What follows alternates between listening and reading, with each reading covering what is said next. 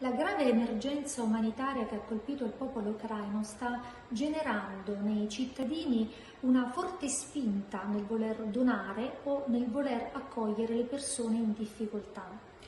D'altra parte, la criminalità cerca di sfruttare questa situazione emergenziale. Lo fa facendo pervenire attraverso messaggistica istantanea o mail richieste di donazioni o richieste di disponibilità di accoglienza.